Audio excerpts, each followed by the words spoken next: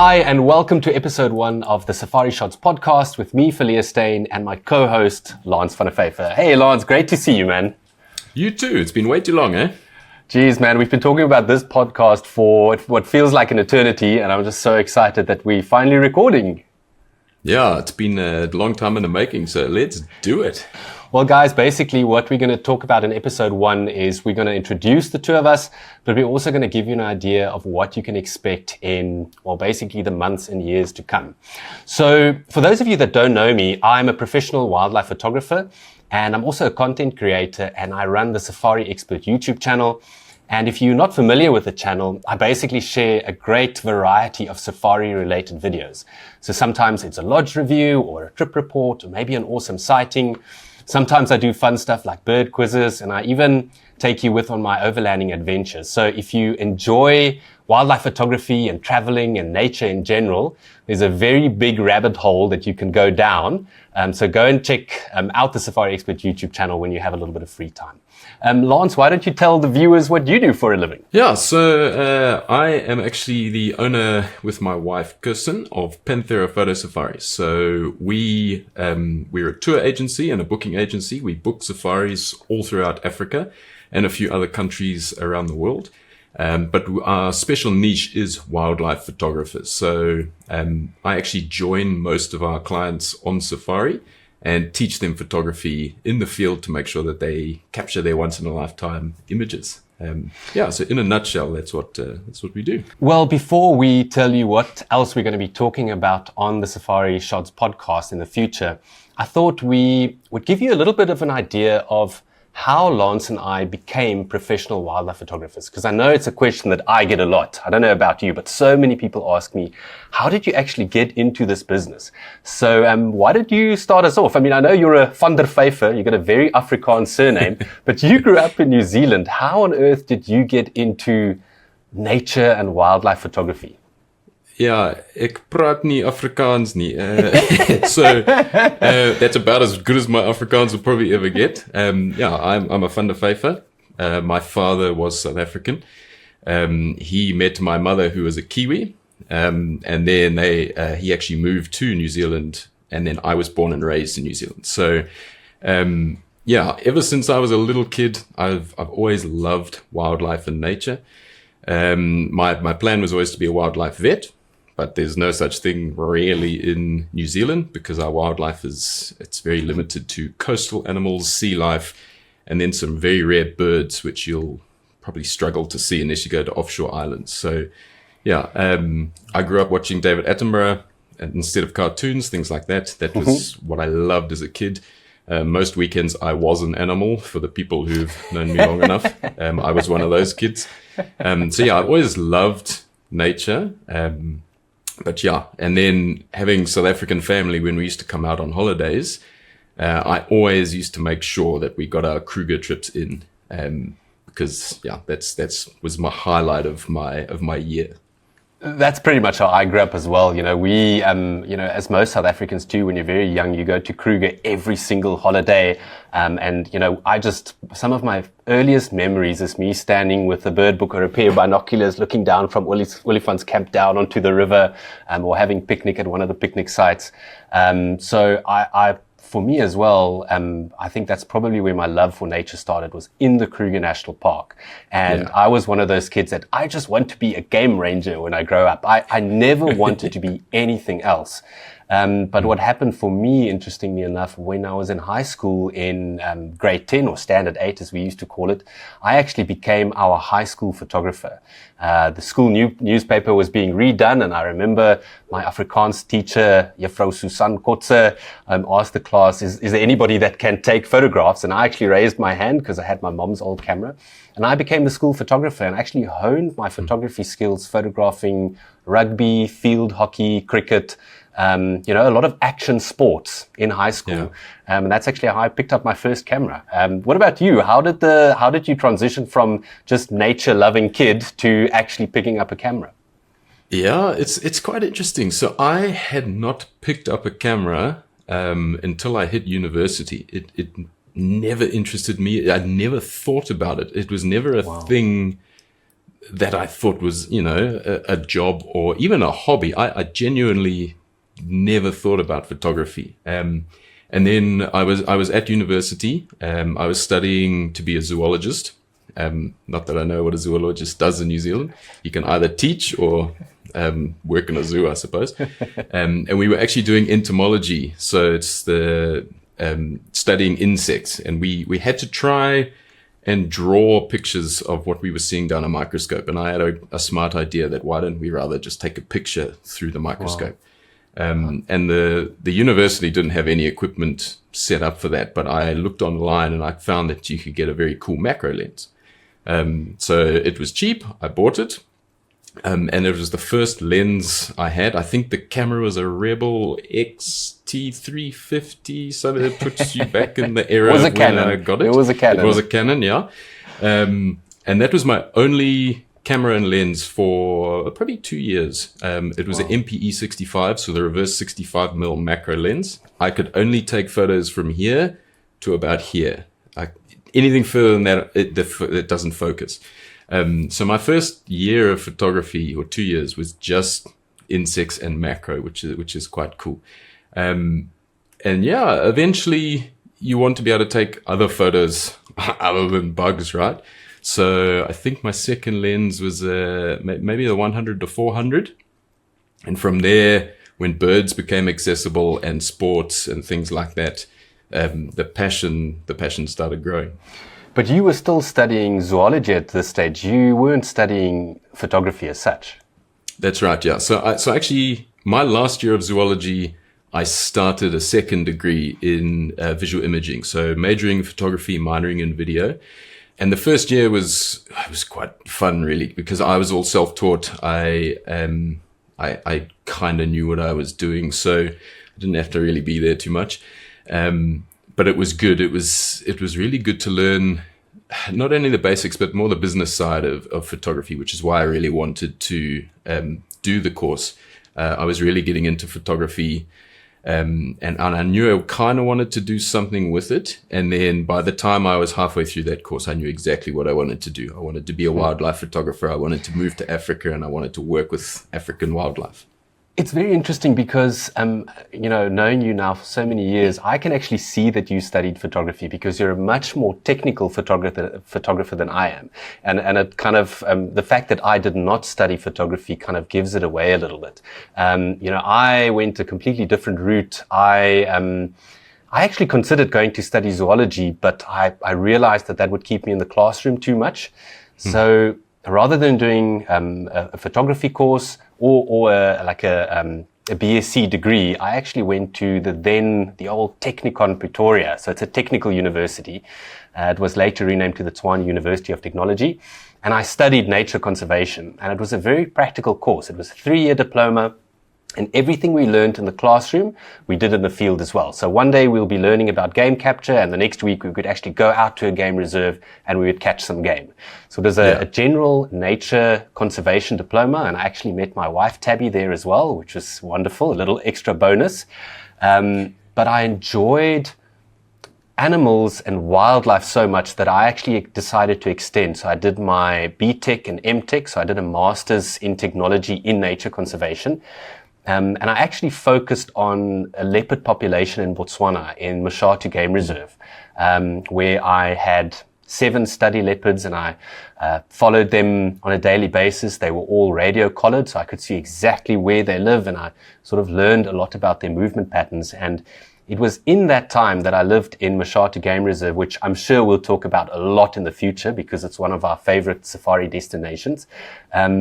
That's where the photography bug, it's not like it bit me there because I already loved photography, but it was at that time in the early 2000s where we went from film to digital, and digital really got to that point where you felt, you know what, now I can actually invest in something. And you said you photographed with that Canon Rebel, whatever it was. My first proper DSLR was a Canon 20D, the die-hard brick, and I photographed with that camera until the last shot I took, I heard the shutter open and it never closed. It was unbelievable. So I actually always joke that it's lucky I started in digital era, not film. Because if I had started in the film era, there's no ways I would be here right now, because my first 400 shots were dreadful. If I was in the film days and I had to develop 10 of those, the next time I would have been so embarrassed, I wouldn't have gone back. I feel very lucky that my first camera was digital. Otherwise, I genuinely don't think I'd be here right now. Well, you just said here right now. We're both sitting here in Hoedspruit. It's so funny because Lance is literally like 2 kilometers down the road, even though we're sitting in our own offices. But how did you go from a zoology student and a photography student with a love of nature in Africa to actually coming over to South Africa and getting a foot into this industry? How did that happen? Yeah, so when I was completing my photography course, it was actually, I had about a year to go. And one of our lecturers, Mandy, that our whole final year project was, what do you want to do with your life? But in a work capacity. So my whole final year project was a plan of what I want to do. So I had planned to move to South Africa. I had planned on inventing photographic safaris, because I genuinely didn't know they existed back then. Naive kid from New Zealand. I love it. So yeah, so I had taken snippets of game drive vehicles, and where the tracker was, I had photoshopped my face on the tracker with my camera. This was part of our final year project. And when I was presenting, or actually when I was putting it all together, a little thing inside of me was kind of like, you can do this, and why not? So I obviously had family over here, so I could move here for a few months and not try it out, but I'd be all right. I wouldn't die for the first few months. So I planned to come over and do my guiding qualification, which I did. And then I planned to be a guide I actually had a 5-year plan. I wanted to guide for 5 years to get a portfolio, to meet clients. And it was actually almost 5 years to the day when I got my first photographic safari job, which is very cool. But am I right in saying that you were guiding in places like Sabi in the Sabi Sands, at Tswalu in the Kalahari? You were guiding at some pretty high-end or pretty serious lodges. Yeah, so my first guiding job actually was in Hoedspruit. It's very weird. So I moved to Africa. I knew nothing. So growing up also, I was like you. Kruger was everything. I actually didn't know about private reserves. This is how much I didn't know. So I always wanted to be a guide in Kruger because I loved Kruger. We'll talk about how that's gone in a later episode. And then, my first job was in Baluli, just up the road here. It was a very short job. And then I was very lucky to work in the Sabi Sands, which is one of the best places in South Africa for photography. And then I arguably upgraded to a even more amazing destination photography-wise, which is Tswalu. So it's in the Kalahari, South Africa side. The rare species that they have there, plus all the common things that are very pretty: lions, leopards, cheetah, rhinos. They don't have elephants, but they've got meerkats, pangolins, aardvark, aardwolf, striped polecat. I was very lucky to move to and work to those places. And then in about 2016, I think it was, I was lucky enough to get an image of a lion holding a pangolin. It made it all the way to, back then it was the BBC Wildlife Photographer of the Year. It's now the Natural History Museum Wildlife Photographer of the Year. And that was the push of wildlife photography. Yeah, they call it that. It's quite an event. Pretty serious, I think I wasn't really prepared for the awards night either, turning up in my suit that almost fit and that kind of thing. But and then Kirsten and myself, we'd been together already then a number of years. And that was the push. I'd always wanted to be a wildlife photographer, a photographic guide. So that was the push. If we weren't going to move from guiding to photographic guiding then, I don't think it would have happened. So we left. I was unemployed for a year. I tried many places, had many discussions with many people. And then I met yourself. But before we get back to that, your story is very different, because I feel my goal was always to get here, but I feel like you kind of, just through luck and being so good at what you do, you kind of stumbled into this. Is that right? Yeah, you're right in the sense that I never had that goal as clear on the horizon like you had. I have always been sort of a little bit more in the moment, and I'll get an idea, and then I'll go sort of full berries for that for a few years, and then a new idea pops up, and I just pivot and I just go in a different direction. So by the time that I finished my leopard research in Botswana, my research permit came to an end. It was in 2007. I didn't want to carry on in the world of science. My supervisor desperately wanted me to do a doctorate on the leopard population of the whole Botswana.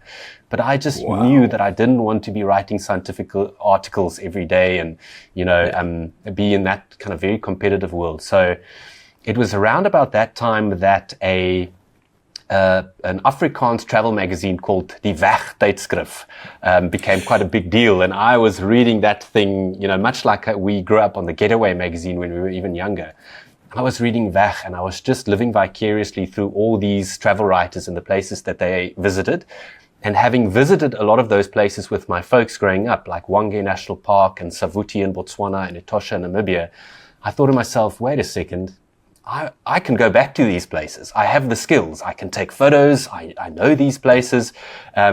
So I actually bought an old Toyota Hilux Bakkie, and I became a travel writer. I started in the Kruger National Park because I knew it really, really well. I booked 80 days in Kruger. I bought a caravan and I literally visited every single camp and pitched a series of 12 articles to Weg Tydskrif, or Go magazine as the sister English magazine was called.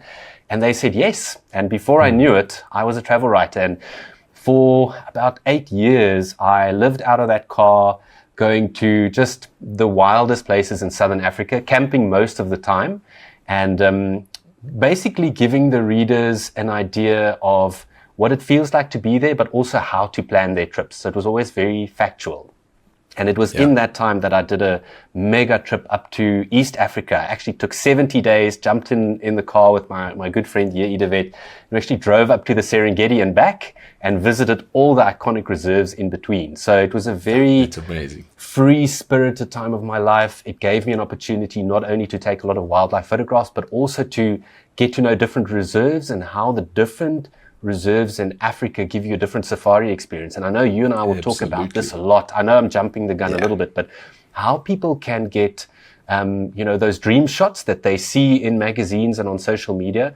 And that time of my life was very important because it gave me that I became a little bit wise to what Africa has to offer. And it was I think it was the end of 2013.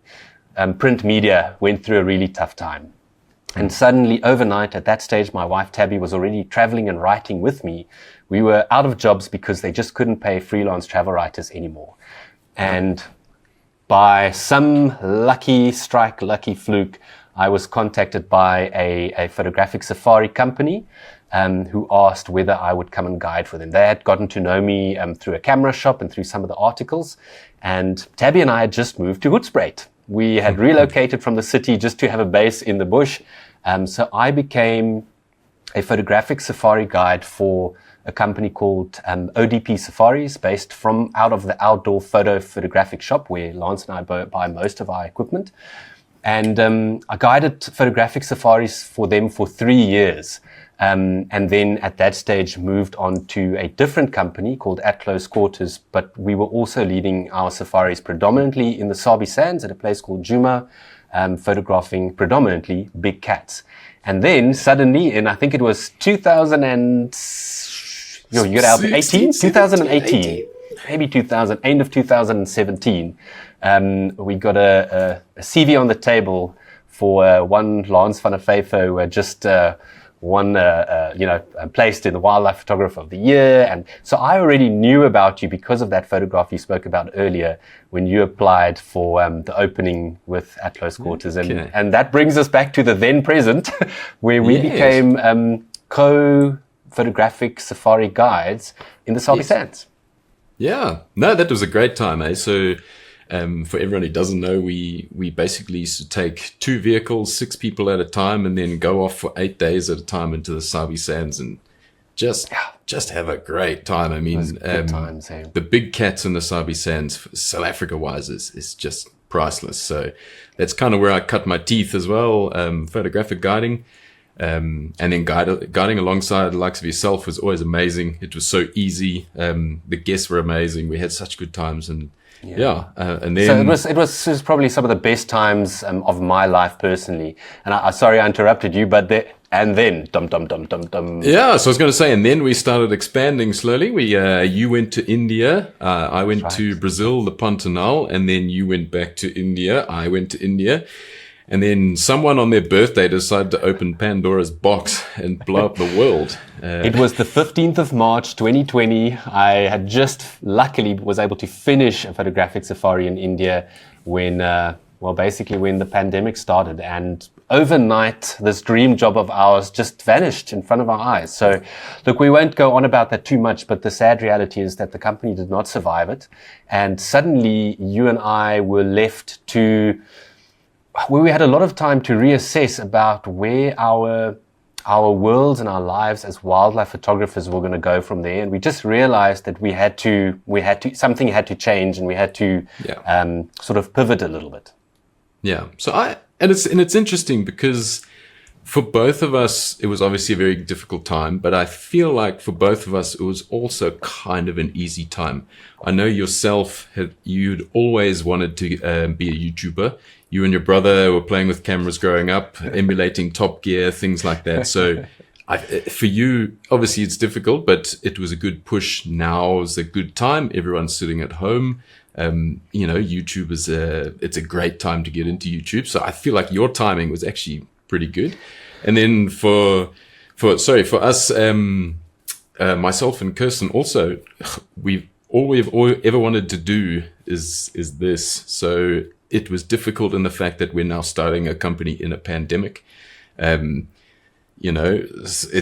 nobody's paying lots of money to go on safari. No one's going on safari. The world was closed. But at the same time, it was easy because we didn't have another choice. There was no jobs in town, and we had time to launch the company properly. So it's sad that it took a pandemic for us to get there, but I think that's advice for anybody that has a big dream. If you put that out into the universe, those opportunities will come. And it's the same for any young person that wants to be a wildlife photographer. Whether you become an influencer on Instagram or a YouTuber or like Lance, you have that dream and you just have to do everything you have to do to make that dream come true. And we had the luxury of having a bit of time off, which I think is a problem these days because people are just too busy. They don't have time to really plan things. And you guys had a chance to set up Panthera Photo Safaris. And like you rightly said, I could start a YouTube channel in a time that everybody was watching YouTube. And it's funny because the video series that really launched the channel was a 10-part bird call challenge where I challenged people to identify 5 easy, 5 medium, and 5 difficult calls per episode, 10 episodes in a row. So over 10 days, you score yourself out of 150. And that video was just shared amongst guides and bird lovers all across the country. But what was so wonderful was the feedback that I got it was, people are actually enjoying this. And to sit here 3.5 years later, after having started the channel, starting a podcast with, one of my best friends who I love guiding with on YouTube, on the Safari Expert YouTube channel, I can't tell you how exciting it is. And may that be an inspiration for anybody watching, especially young people. You can be a 41-year-old YouTuber. It's okay. But yeah, it's incredibly exciting. And that basically brings us to the present where, we've had these incredible journeys, from young nature lovers in school to adults actually making a living as wildlife photographers. But we'll talk a lot about that in the future. But I think for this episode, let's maybe tell the viewers a little bit about what they can expect from this podcast specifically. And before I ask you to answer that, I just want to remind you guys that what we'll do, we're obviously hosting it here on the Safari Expert YouTube channel, but we'll make the Safari Shots podcast playlist. So obviously some of my other videos will be posted in between, but if you ever just want to watch the podcast, if you maybe were away for a while or you forgot about it and you just want to catch up, go to that playlist and you'll have all the episodes there, And we'll obviously on social media, we'll keep sending you reminders. So make sure to check out the video description as well, where I'll post our social media handles as well. Sorry, Lance. So yeah, what do you kind of envision for the Safari Shots podcast in terms of content? What can people expect? Yeah, so obviously when I came to you with the idea, I'd been sitting on it for a while, and I think we're both in a similar place. For both of us, YouTube is a very important place. It's I call it a place, not a thing, because I feel like when you end up in YouTube, you end up somewhere. You either end up down a rabbit hole or you end up exactly where you need to be, right? So for me, I think it's actually for both of us. I like YouTube as an educational tool. So I know for a fact, growing up, I am a very visual learner. If I had had YouTube in school, I would have been a lot better at school. 100%. There's no doubt in my mind about that. And so I kind of envision this as hopefully being, that type of resource for people who are wanting to get into wildlife photography, or even if that's just some person who wants to book a holiday at some point. It's a resource where they can come and learn about wildlife photography. It's probably going to be mostly African based. But yeah, the scope of things we can talk about within wildlife photography is huge. It doesn't have to be a safari. It could be photographing birds in your backyard. It could be setting up a trail cam, which you do. It could be setting up a slightly more advanced DSLR camera trap like I do. It could be about an editing technique that came out. I myself love Photoshop, so I tend to keep up with the latest editing trends, so we can do that on here. But yeah, it's a nice place where you can have a small community of really like-minded people looking for the same thing. So yeah, I'm kind of hoping it becomes that. Hopefully it's the people watching engage. If you have questions, ask them in the comments down below, because we do read those questions. We will get back to you. And it's a nice place to learn. If you have a specific question, is as simple as it seems. Almost certainly someone else out there has that same question. So there's no judgment here. If you want to know something, ask us. And right now, you can even pause the video or do it straight after. Let us know what you'd like to see. Any video idea that you have relating to safaris and wildlife photography, put the ideas there in the comments. We will definitely keep those in mind, because obviously at some stage we might be a little bit short of ideas as well. But you spoke about it earlier, that you kind of you hope this becomes a community, and I think what I hope is that or what I know we'll do is we'll also get some other experts, wildlife photography experts, and people that are experts in the safari industry on here as well, and chat to some other safari guides, photographers, maybe lodge owners or reserve managers, whatever it might be. And that's again the wonderful thing about running our own podcast, is we can do whatever we want. So we're going to really try and make it as interesting as possible, and that kind of leads me into the conclusion, and that's just giving you an idea of what we're planning for the second episode, and that is we really want to give you an idea of what Lance and I will be doing in our businesses and our travels over the next year or so, because maybe one of you or some of you might want to join us. So in episode 2, we're actually going to be talking about the trips coming up. Small spoiler alert, we're actually both going to Zimbabwe in about 2 weeks' time. So do make sure to check in. But yeah, we'd like to give you an idea of the upcoming trips. And some of them you could even join us. Obviously, some of them I'm traveling alone for YouTube. But keep an eye out for those. And what was the other thing that I wanted to say? There was another very important thing. There's a new critique. So that's it. Villiers and myself are actually starting a little critique on the site. So you can actually hashtag Safari Shot Podcast on Instagram. Myself and Villiers will look at through the images before we come live onto making a podcast again. We'll both pick our favorite image since the last podcast, and we'll talk about why it's our favorite, and then we'll pick a handful each of ones where we either just critique in general. So they might be terrible, and we'll tell you what you can do to improve them. They might be very good, but if you just tweak slight little things here and there. So if you want serious critiques of your pictures, hashtag us with the Safari Pods, the Safari Shots podcast. We'll put it in the description down below so you don't We'll put it on the screen right now, because before he said Safari Shots podcast and now he said the Safari Shot podcast. We'll think about it afterwards, and then we'll put the right one up there. Go and hashtag this. Hashtag all of them. The whole idea is to give you guys an opportunity to get involved.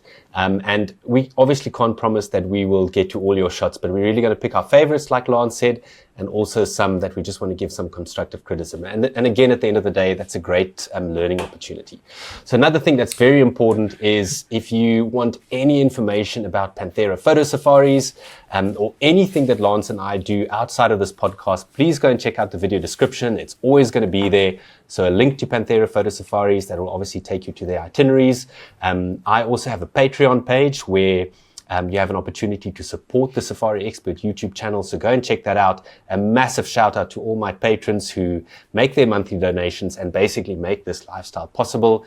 And I know, Lance, you can maybe just very briefly tell the viewers also about your own Patreon for your Panthera Photo Safaris Conservation Fund. Yeah, so myself and Kirsten, we were sitting one day and we were actually sitting there and thinking, we've had such an amazing life because of wildlife. It was actually during the pandemic, but our wildlife is in huge trouble at the moment. Since the pandemic, unemployment in our country, I'm just talking South Africa now, is actually hit over 50% at one point. And poaching incidents has just gone through the roof. So we started a little conservation fund on Patreon. We're actually launching an MPC, a non-profit company, as we speak. Hopefully next week it'll be done, but we're waiting for SARS. So for the last 2 years, I think it is, we've had our Patreon page with a small amount of people giving monthly pledges, and it's an emergency wildlife fund. So when a vet rings us and says, we have a wild dog with a snare, we send money. If they ring up and say a rhino has been shot, but it's still running around, we need resources for drugs and things like that, then we send money that way. And then the last 18 months or so, it's been a lot of pangolins. For those of you who don't know what a pangolin is, we'll probably chat about it at some point. It's one of the most amazing creatures that there is on this planet, but it's also the most illegally trafficked animal on the planet. And we're very lucky to be able to help with pangolin rehabilitation where we live. So we've given a lot of money recently for pangolins, and we'll probably chat about that in an upcoming thing. But yeah, so if you would like to support proper African conservation, the nice thing with the Patreon page is you get to see exactly where your money is going. Every time we support a vet team or an anti-poaching team or anything like that, or just fund an animal, we post pictures and videos of the individual operation that you are sponsoring. So if you'd like to help out, it makes a huge difference. It really does. Like I said, guys, all those links are in the video description. Thank you so much for tuning into episode 1, and keep an eye out for episode 2. Lance, it's been an absolute pleasure, man. I'm so excited. We finally have the Safari Shots podcast off the ground, and I look forward to seeing you in the second episode again. Awesome. Hashtag there might be a the, there might not be a the. Over and out. Cheers. Until next time.